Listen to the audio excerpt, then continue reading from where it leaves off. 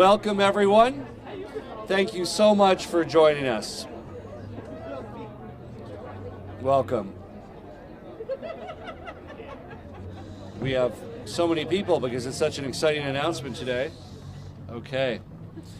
You know, I want to talk briefly about where we are because in the shadow of today, we have lost 585,000 Americans to the deadly virus. We've lost just over 6,500 fellow Coloradans to COVID-19.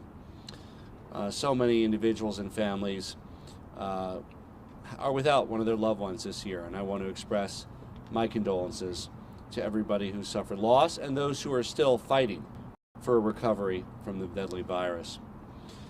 But, you know, existential struggle and dreams deferred, while they may have become a familiar sign of our time, we don't need to passively look towards better days.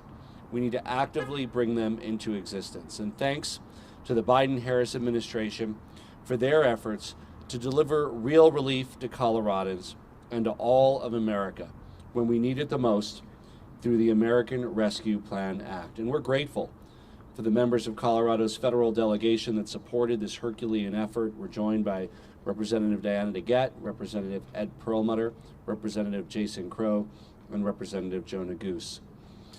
You know, before allocating a dime of the $3.8 billion in state aid that was part of the $27 billion that Colorado got from American Rescue Plan funds, leaders at our state heard from diverse communities. We held more than a dozen meetings through the Build Back Stronger listening tour with constituencies across the state, learning about how this one-time relief can have the best positive impact and build the best positive future for our state. We heard so many moving stories. Coloradans struggling with mental and behavioral health challenges, navigating skyrocketing housing prices while trying to provide for their families. We heard that Coloradans in our state are ready to recover, but there are too many challenges that hold us back. This has been a collaborative effort across local government, state government, private sector, and today I'm thrilled we're putting forward a package that's true to the Colorado values that we hold dear. First, this package includes $1.3 billion, a full third of the funding, that shores up Colorado's budget.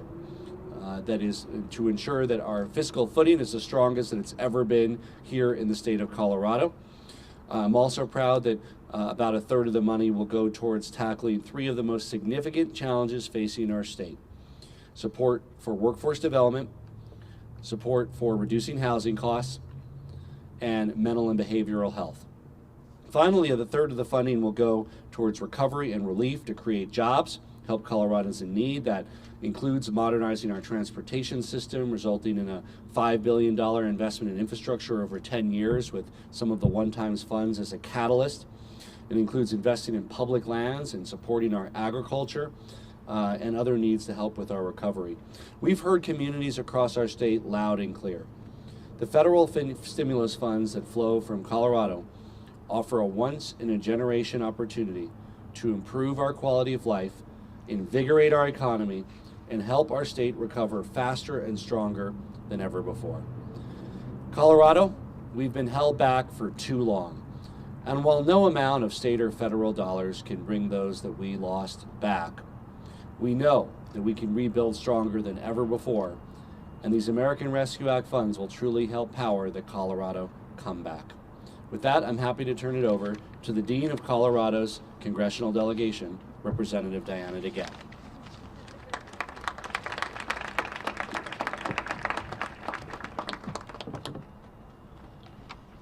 Thank you so much, Governor. I can't tell you what a thrill it is for me, and I know the other members of our congressional delegation, to join our compatriots in the state legislature and you here on the steps of the Capitol on this wonderful day.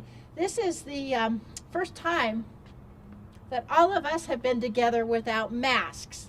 And we can clap for that.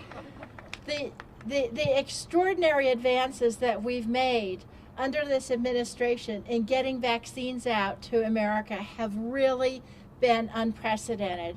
And as a former state legislator myself, I know we're in the end days of the session I hear that the legislature was here till 11 o'clock Friday night. And I know how difficult it is in a good year to deal with the long bill and the state budget, much less a state budget coming off of a pandemic with the reduced state revenues. And that's why the American Rescue Plan was such an important priority, not just for myself, but also the other members of our congressional delegation who joined me today, because it puts money in people's pockets. It helps keep people in their homes and get them back to work, and it helps the state of Colorado, the city and county of Denver, and all of our other municipalities recover from the shock that the pandemic put upon our institutions. And we're just delighted that Colorado has gotten $3.8 billion, that's a B, of this money, because it really will help us build back better, and that's what we need to do. So thank you for having me. Thank you for having the rest of the members of the delegation. We fought hard, and I know Ed, Jason, and Joe will agree with me. All four of us fought hard to make sure there was aid for state and local governments in this bill, and we can't be more delighted than to hear the governor talk about the exciting plan for this. I will just say to my friends in the legislature and Governor Polis, to you, stay tuned, because now we're working on an infrastructure bill. Thank you very much.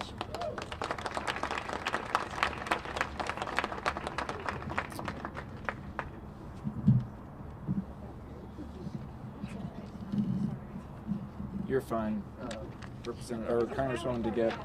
Hi everyone, I'm Alec Garnett and I'm Speaker of the House. I'm very, very excited to be here today. I want to thank our federal delegation. We were in constant communication since the pandemic, whether or not that was calls with both the House and the Senate delegations, whether or not it was phone calls late at night to Congressman Perlmutter asking if this relief was going to come to the state because of the dire situation Colorado found itself in as we were trying to balance our budget last year. If it wasn't for the leadership of the congressional delegation behind us, we wouldn't be here today, and I am very, very grateful and thankful for the work that they got done to get this needed relief here to Colorado. Yeah, as you should. Back in March, in the foyer just behind us, we launched a statewide listening tour because we knew these dollars were going to be moving to the state, and we wanted to hear from community leaders from across Colorado about the pressing challenges facing them and the solutions that they had to fix them. We should all be proud of the work that went into that listening tour and the results that came out. The plan we're outlining is a responsible framework to spend these dollars in a way that is precise, effective, and will have a lasting impact on our state. We listened to those ideas that Coloradans shared, and we've developed a multi-pronged collaborative approach that will turn these ideas into reality. First, we'll use some of the relief dollars this legislative session to fortify our state budget, like the governor said. This component is key to budget responsibility and making sure that the investments we make and the recovery we hope to build are sustainable in years to come. Before we conclude this session, we will strategically invest additional funds to help Colorado build back stronger. But we will also set aside upwards of $700 million for future economic stimulus, primarily allowing us the opportunity to look at how our economy is recovering, to determine where the gaps may be, and to make sure we're investing those dollars strategically in the future legislative session. This summer, we're going to take the time that we need to dive deep and craft thoughtful policies to build a sustainable recovery and create transformational change on some of the key issues that we heard from the listening tour and the key issues that the state is facing around behavioral health, housing, education, and workforce. We will create an interim task force process to bring together policy experts, lawmakers with deep experience in these issues, and the administration in a transparent process to make recommendations and get these policies right. I'm excited to be here. My family has deep roots in this state, and we've seen Colorado change, grow, prosper, take hits, and get back up. This is the next step in building back a stronger Colorado. And with that, I'm very excited to introduce Michael Lipfield, CFO of PAX 8.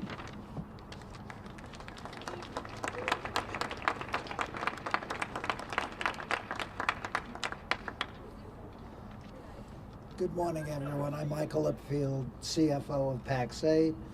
I'd like to thank Governor Polis for inviting us here today and to speak about PAX 8's success and the dedication and strong partnership that PAX 8 has with the Office of Economic Development and International Trade. PAX 8 is a homegrown company of Colorado. We provide a marketplace for cloud applications for IT professionals that service the SMB market.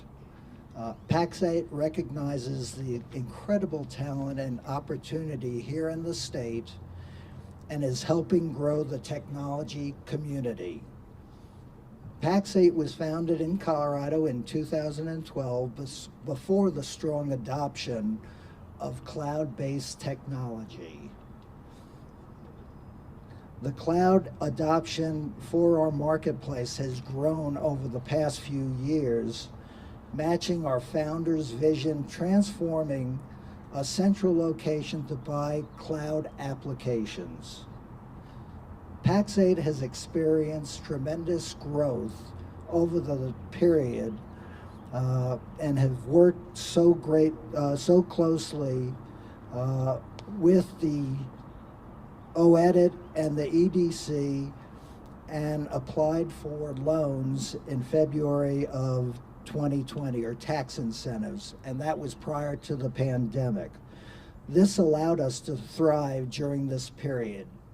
Through the local neutral employment incentive and jobs, and also the jobs growth incentive tax credit programs, PAX 8 has grown its operations in Colorado from 350 employees to over 675 employees, of which 600 of those are located in the great state of Colorado. Over the past 14 months, we have increased our employee headcount in Colorado by over 230 employees. We've also grown our presence internationally, expanding into the UK, employing 75 people there. We have established a diversity and inclusion department where we are committed to hiring minority applications in our workforce. We currently comprise of 10% Black, 10% Asian, over 30% female. Included in that number is over 10% of our workforce are veterans. Our workforce varies in age from individuals in their 20s to those that are over 65. We are in the process of opening a Colorado Springs office, which we plan to expand in the coming years. PAX 8 is proud to be the first company to participate in the Loan Incentive Program. Through the loan program, we committed to 55 rural hires over the next 5 years. We did not realize the wealth of qualified applications in rural Colorado. We currently employ 16 people in rural communities that covers over 7 departments at PAX 8. We have opened an office in Florence, Colorado, in Fremont County. We plan on opening our next rural office in the Grand Valley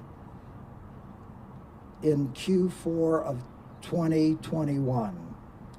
This will provide opportunities in the tech industry for those that live in Grand Junction and the Grand Mesa community, and also provide opportunity for graduates in Colorado Mesa University.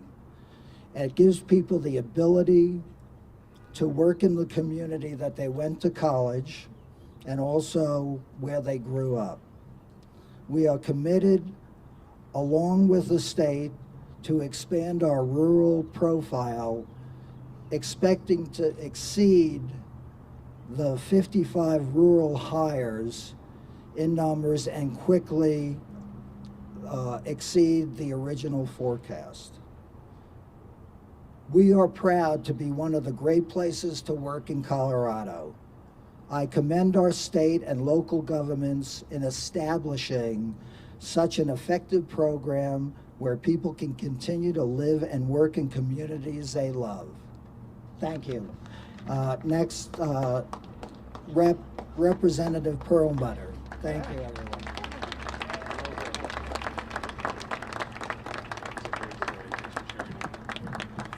Good morning, and thank you, Mike, and thank you for the story of your company and its growth and its success here in Colorado, which all of us appreciate.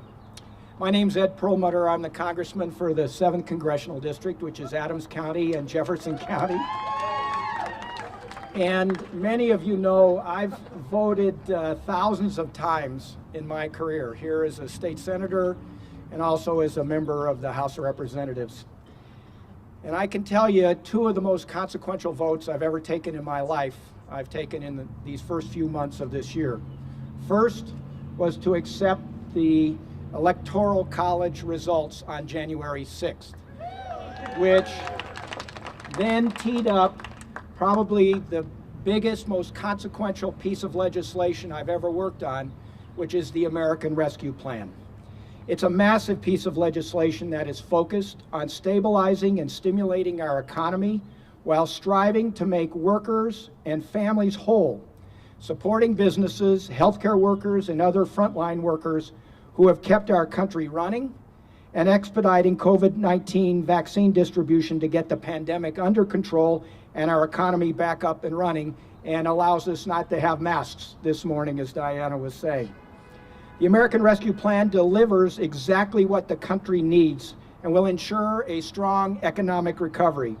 Like much of the COVID response, much of our recovery will take place right here at the local level and the state level, which is why I and the other members of our delegation advocated for as much funding with as much flexibility as possible for our state and local governments.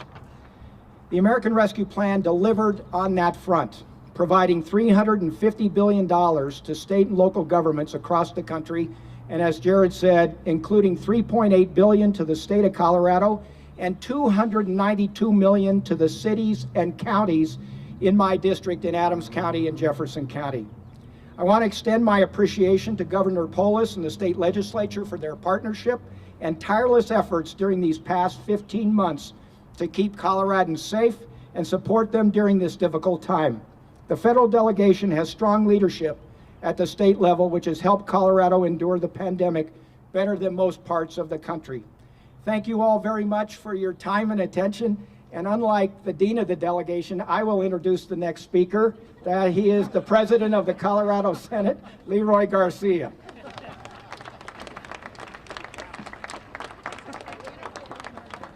Well, thank you, Congressman Perlmutter. COVID-19 has impacted every corner of our state, and even though our economy has rebounded faster than initially expected, Coloradans' comebacks looked very different in different parts of the state. The pandemic exacerbated many of the existing problems that our society is faced with, and too many people are still struggling to recover. That is why we have committed to use this $3.8 billion opportunity to provide relief to those struggling the most.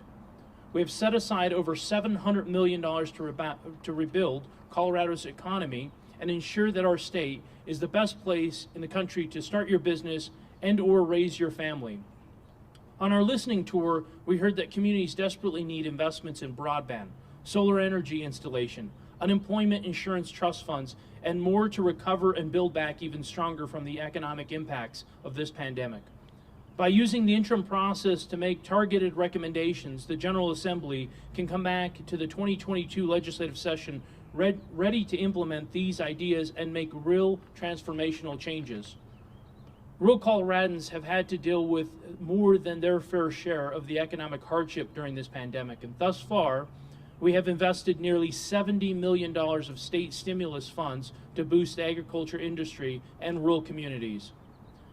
But thanks to the American Rescue Plan Act, we are committed to investing even more to help ensure that rural communities have the resources that they need, not just to repair what this pandemic has broken, but to build back even stronger. And I have the privilege of introducing our friend, Congressman Joe Neguse.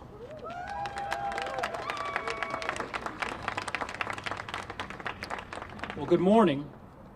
It's great to be here, and it's great to be back in Colorado. I certainly can attest to that, as can my colleagues in the Colorado Congressional delegation.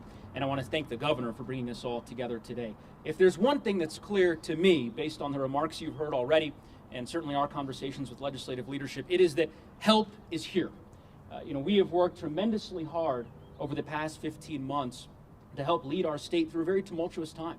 It's been a very difficult 15 months for our state and for our country, with a once-in-a-generation pandemic, many lives lost, small businesses closed, workers laid off, and a confluence of other crises that have happened simultaneously, including, as the governor well knows, two of our largest wildfires in the state of Colorado's history that happened simultaneously, both of which happened in my district last year.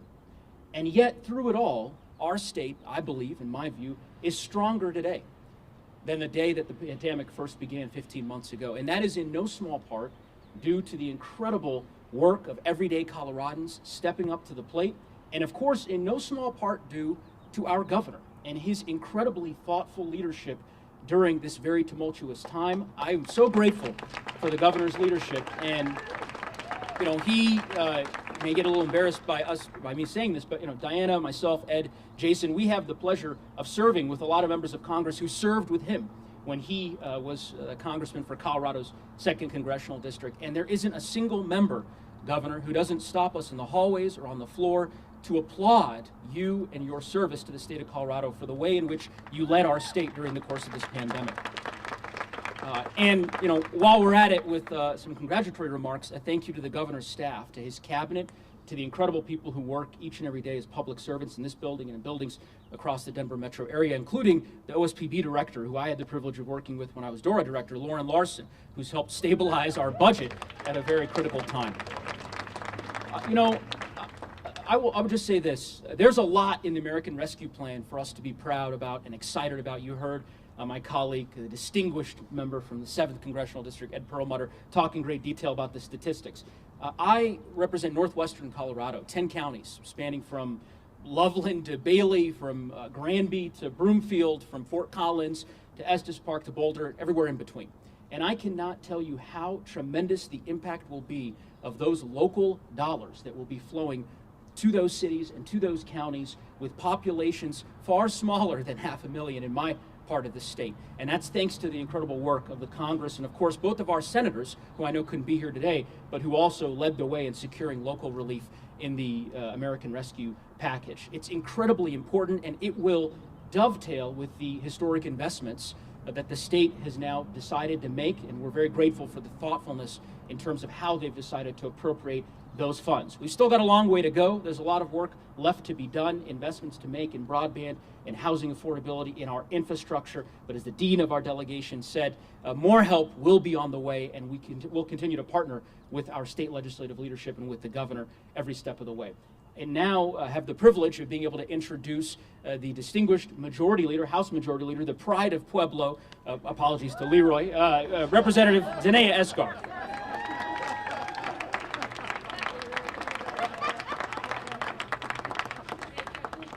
Thank you so much.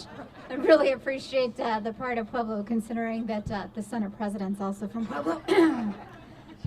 Thank you so much for joining us today. I want to start by saying that I am truly optimistic that we are on our way to a strong recovery. Having been the chair of the Joint Budget Committee last year when we were talking about cutting over $3 billion in state funds just to get through. We've seen small businesses start to bounce back, and lots of employers are looking to ramp up hiring. Our responsibility now, though, is to work towards an equitable recovery where all Coloradans have the opportunity to succeed. After nearly every economic downturn, we've seen unequal recovery where those who were doing well before bounce back faster, while low and middle income workers face a longer and tougher hole to climb out of. That's why we are going to place a significant focus on getting people back to work and making housing more affordable. This will not only grow our economy, but will forge more inclusive and equitable recovery for every Coloradan.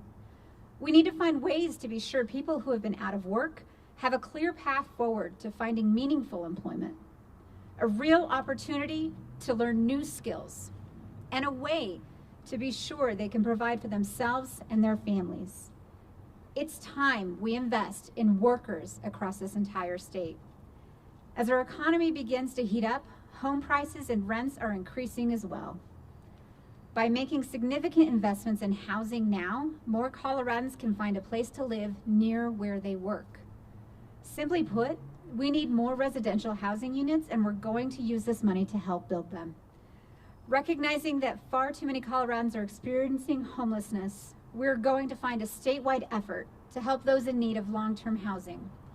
As you've heard already, some of what we'll do will be developed through an interim process this summer.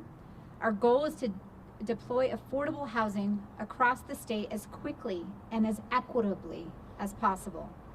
This is a once-in-a-generation investment in Colorado's future, and we are going to seize this opportunity and use these funds to make the transformational changes our communities need to thrive and set up every community for success decades into the future.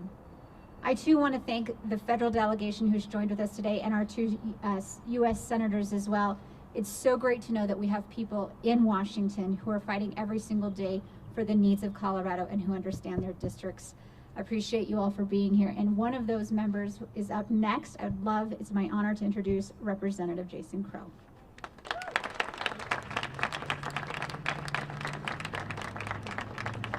Thank you, Danae. Thank you to all the leadership here, Governor Polis, for your steadfast leadership. I'm going to do what my staff hates me doing, and on a Monday morning I'm going to go rogue and toss out my talking points. But what's new? We do know things are getting back to normal, though, because the presser started by us being shushed by Diana DeGette. So we're getting back to normal. So you know I love you, Diana. You know, there is a lot of excitement and some jubilation here, a lot of optimism. We're here without our masks for the first time in a long time.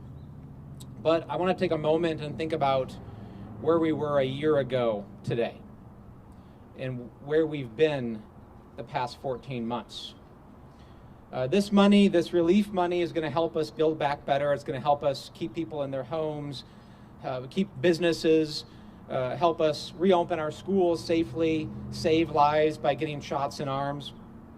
But the path here has been a long one, and it's been a dark one. I think this morning about the countless faces and stories of the past 14 months. The thousands of friends and neighbors and Coloradans who died, sitting in a hospital room, holding the hand of a maskless nurse, wondering where their families were. The countless business owners that saw their businesses shutter and their dreams and their life savings disappear.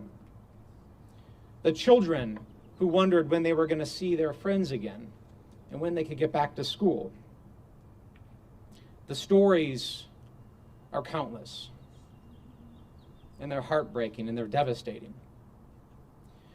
We don't get here today without leadership. We don't get here today without coming together as a community, as a country, as a people, and saying we have each other's backs.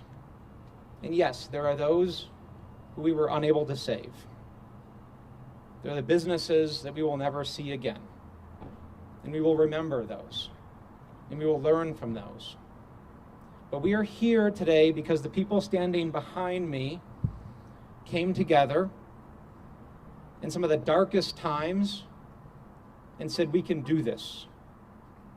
We can figure out a path forward to this day where there is optimism, where we are ready to turn the corner. And that's what this is about. We will not forget where we have been as we try to go where we need to go and we build back better as a country and a community. It's about leadership. It's about focus. It's about community.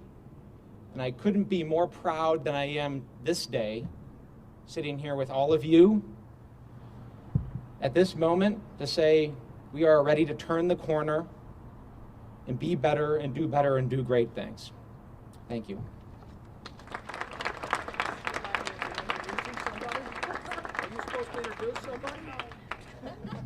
Ed's going to give me a hard time if I don't introduce somebody, so I'm going to introduce somebody.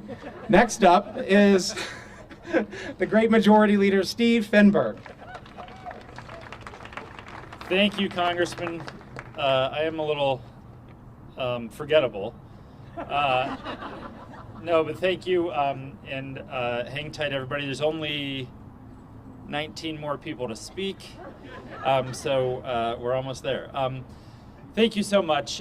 Thank you all for being here. This is a good day for Colorado. Over the past year, we've lived so many of our moments and so much of our lives inside our homes. And it took the form of work, of school, Zoom hangouts with friends and family.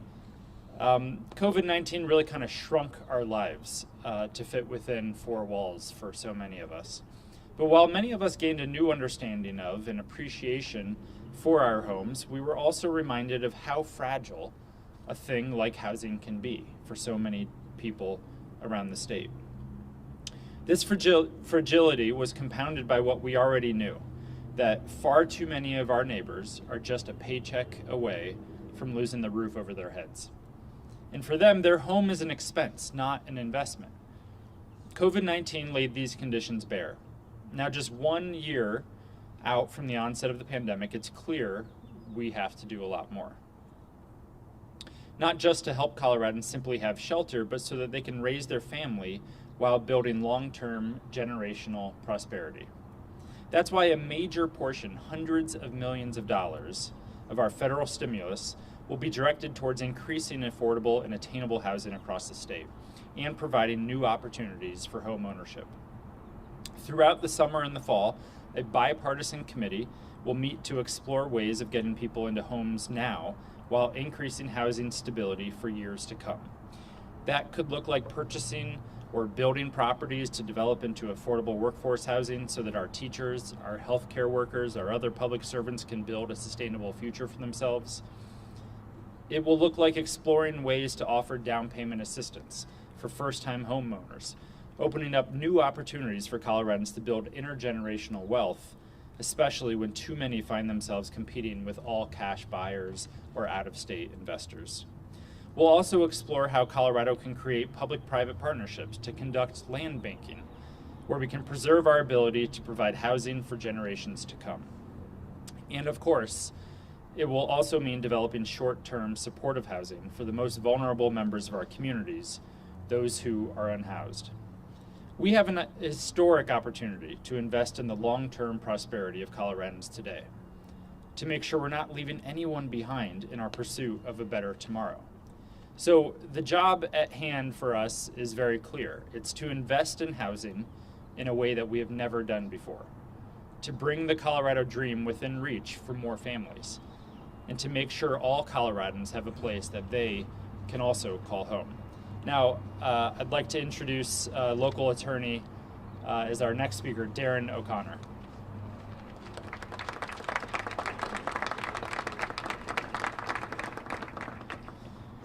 Good morning. My name is Darren O'Connor, and I'm an activist turned lawyer who now helps tenants facing eviction and homelessness. Once a person becomes homeless, the struggle to regain housing becomes from difficult to near impossible. For example, imagine having to pay $100 or more to submit rental applications only to be rejected because there is an eviction on your record. One of the best times to help people is before they become homeless. I recently represented a formerly homeless woman, a grandmother with PTSD, who fortunately was housed and possessed a voucher that paid most of her rent. When her ex-husband abruptly stopped making alimony payments, she faced eviction because of her inability to pay just $60 towards her rent. Like this grandmother, 75% of Americans have real worries of becoming homeless. Today, 1 in 4 Coloradans are behind on housing payments and face eviction, foreclosure, and homelessness. It turns out high housing costs are the greatest predictor of homelessness rates in a community. High rent equals high rates of homelessness. I don't need to tell those listening today that we have incredibly high housing costs in this region, and we could walk but a block or two from where we stand right now to see those forced to live on the streets as a result. This is why I'm so grateful to share with you today that Colorado is receiving hundreds of millions of dollars provided by our federal government to address this crisis.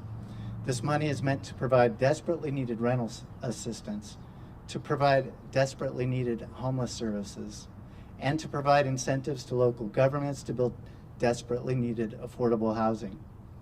The difference between those 1 in 4 Coloradans becoming homeless or not will depend on quickly getting this money to them. Like exiting homelessness, abiding by the regulatory requirements attached to federal funds is a daunting task. I urge our state and local governments to pitch in resources to make sure that this money reaches renters before they have no address to which to send relief. Thank you, and I'd like to introduce Senator Moreno.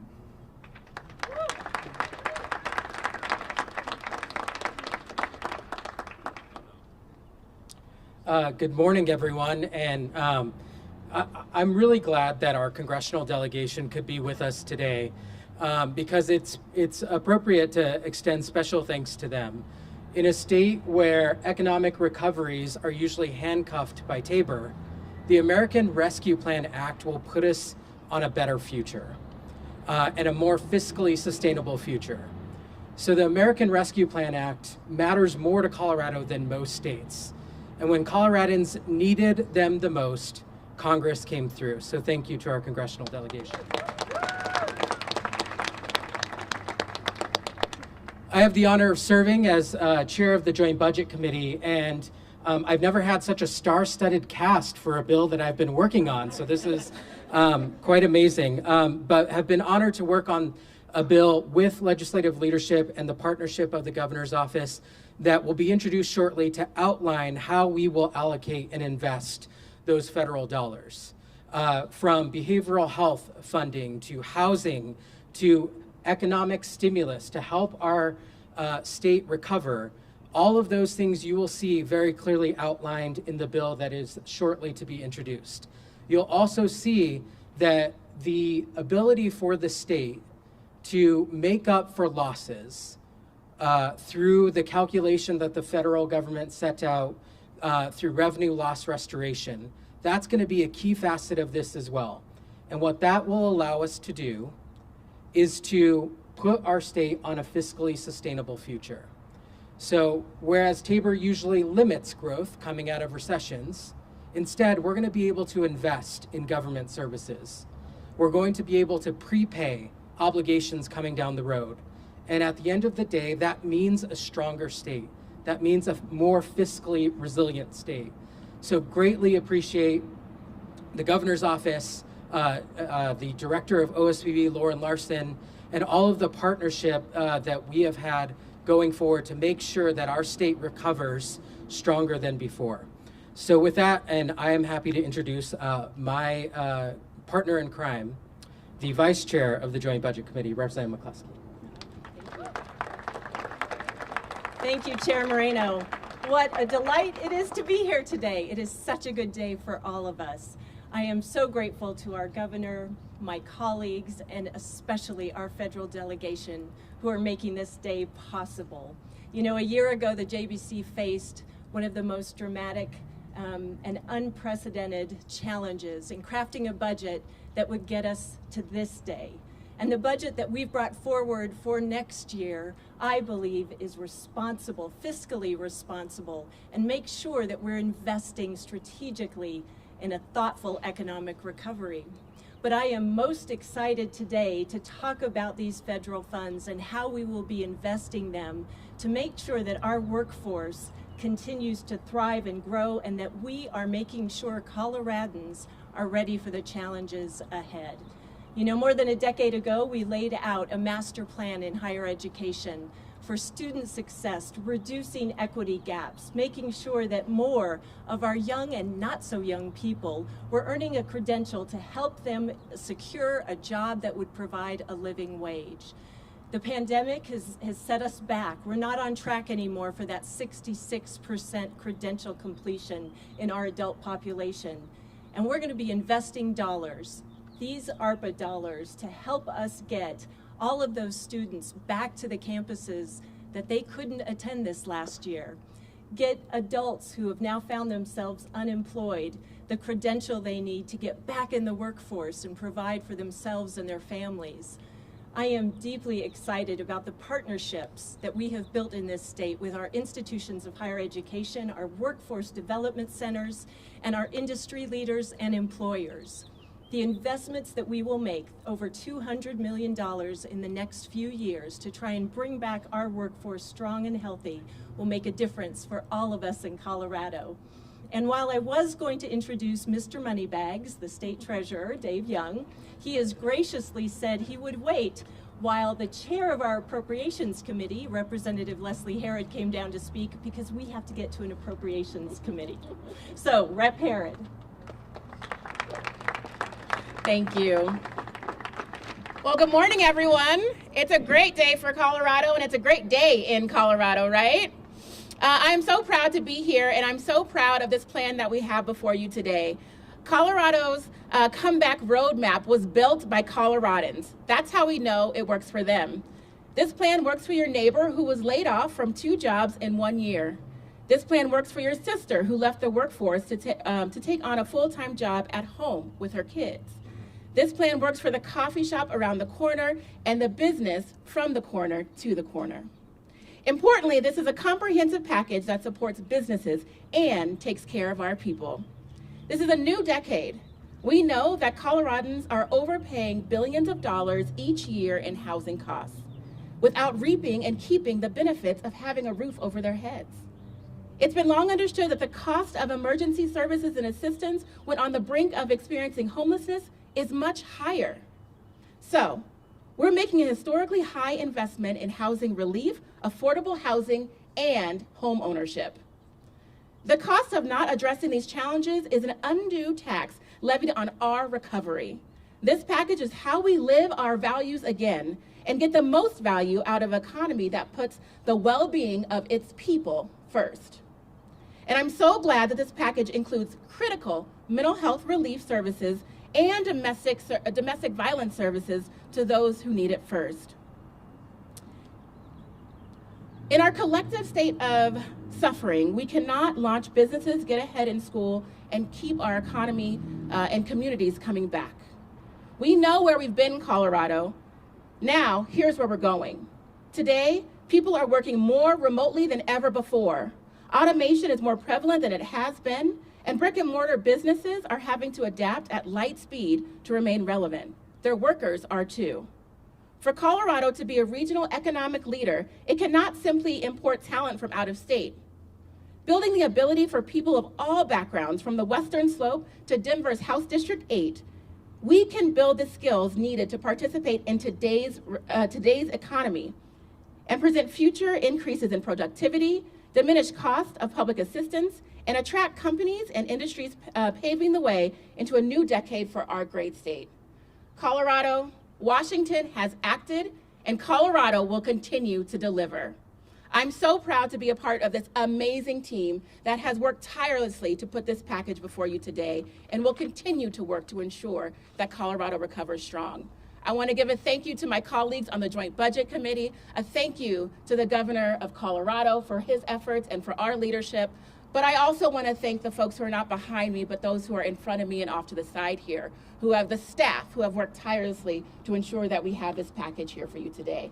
Thank you so much for being here. And now I get to introduce Mr. Moneybags, former member of the Joint Budget Committee and my friend, Treasurer Dave Young. Thank you. Well, thank you, Representative Herod. Appreciate that. And I want to say a special thank you to the governor for your brilliant leadership over the past year. Through the face of all this pandemic and economic downturn, it's been a tough time. The governor's staff and the governor and I were on a 19-stop virtual tour around the state as we listened to citizens and advocates every corner of the state talk about how we need to recover from the economic downturn and the difficulties that we face. And it was an amazing time to listen to those comments. And it's equally amazing to thank our congressional delegation for their hard work to respond with the magnitude and with the speed that we need in order to be able to recover through this event. And so we're going to do that with their help. And now we see the legislature stepping forward with a package of bills based on what we heard on a listening tour. And I'm very excited that we see these bills start to take place. I'm going to be actively working with Senator Moreno on the budget integrity pieces of the legislation. But I'll be playing a role in every facet of this because the Treasury and I stand ready to manage the funds that are coming in so that we can get the best bang for the buck here on the work that's going to be done. So with that, I need to look. Oh, I have a very special person to introduce. My friend, my colleague, former chair that I served as vice chair, the Lieutenant Governor, Diane Primavera.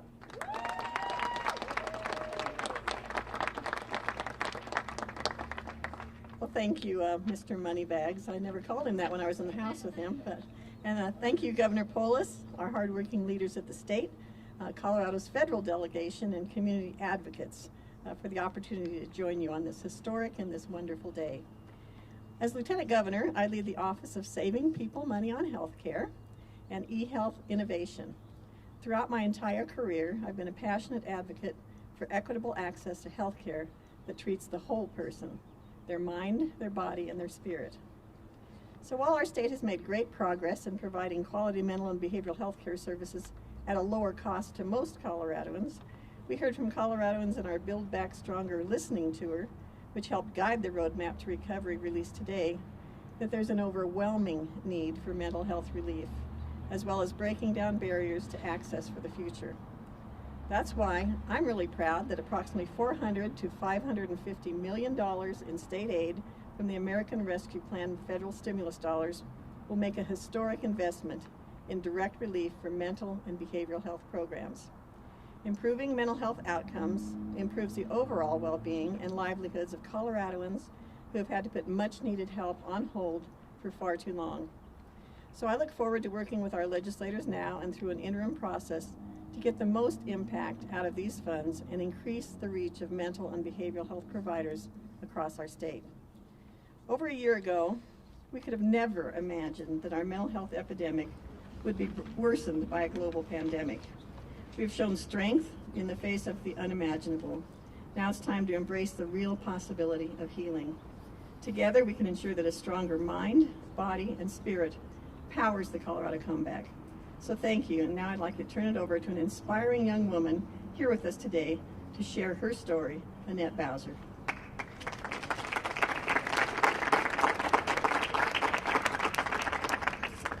Thank you, Lieutenant Governor Primavera, Governor Polis, legislators, and community leaders for welcoming me here today. Hello, my name is Annette Bowser, and I'm the founder and lead instructor of a mentor and leadership program for young women called Ladies of Value.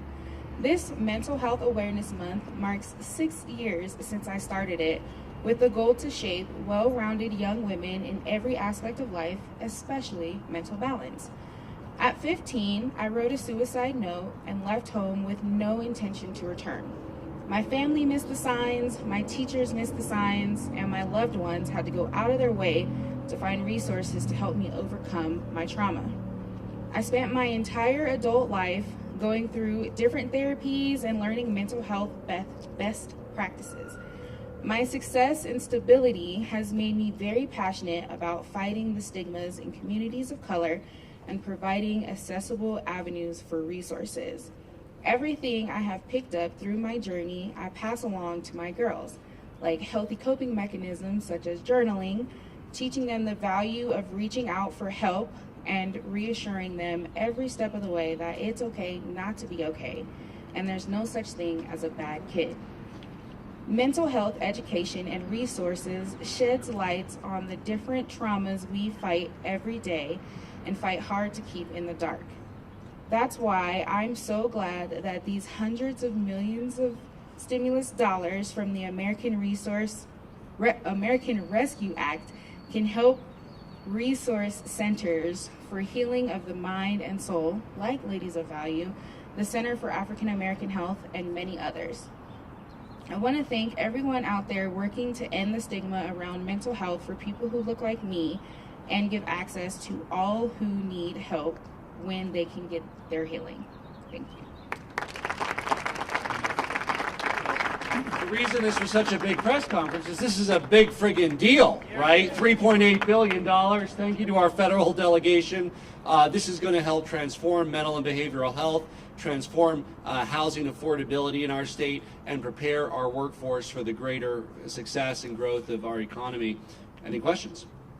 Yes, Governor, when you rolled out the Colorado stimulus earlier this year, I think it was earlier this year, you very proudly talked about how bipartisan it was. But I don't see a single Republican representing the party here. Did you reach out to them?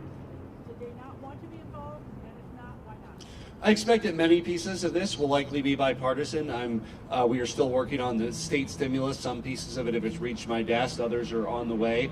I expect that, well, certainly on the interim processes in these major areas, they'll be thoroughly bipartisan, and I would even say nonpartisan. I mean, they really wanted experts and thought leaders, regardless of what their party is. I'm sure all major parties will be well represented. Next question? Yeah. Governor, maybe I missed it, but I don't see any money in here set aside for the Unemployment Insurance Trust Fund.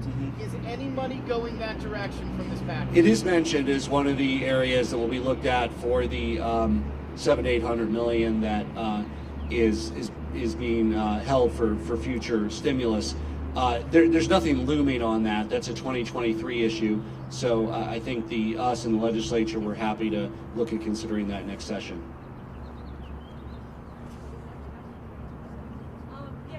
There was one of the 4 guidelines put out by Treasury that encouraged states to put out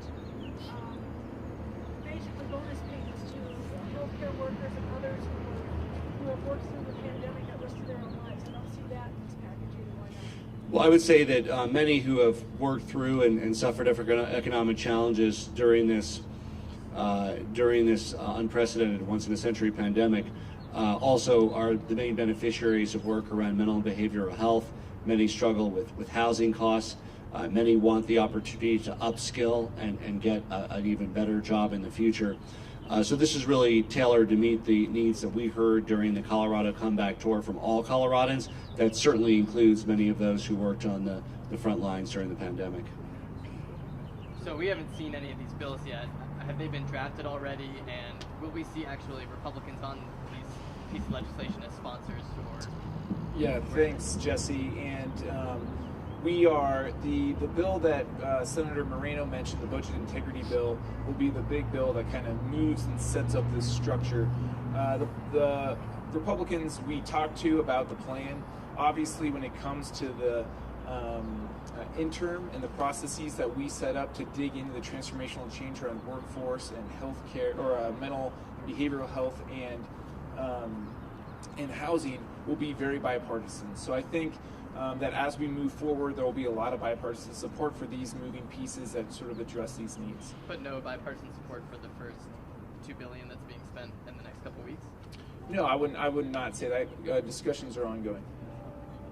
And those will be bills coming out of the committees for next session. Yeah, again, I think a lot of what you're hearing today is making sure that we get this all right. So if you're going to create transformational change on mental and behavioral health, then we want to make sure we take the time, bring in the experts, bring in bipartisanship to fine-tune what those solutions are. Same thing with affordable and attainable housing, taking the time in the interim to bring in the experts, figure out what that transformational change is. And then on the stimulus side, the most important thing is that we allow for economists and others to help give us the lay of the land later this fall about where additional investments need to be made to help Colorado build back stronger. There's a lot of money moving around the system now, and so moving that aside till later, I think is the prudent, responsible way of going about it. Can you explain what you mean when you talk about prepaying for future services with this bill? How do you do that? How does that work with Tabor? Do you want to talk about sort of the budget integrity piece? And Ed asked about kind of prepaying or creating that space. So I'll hand that over to the JBC chair. So under the revenue loss restoration that's allowed for in the formula that's been set out by federal guidance, it amounts to about $1.3 billion.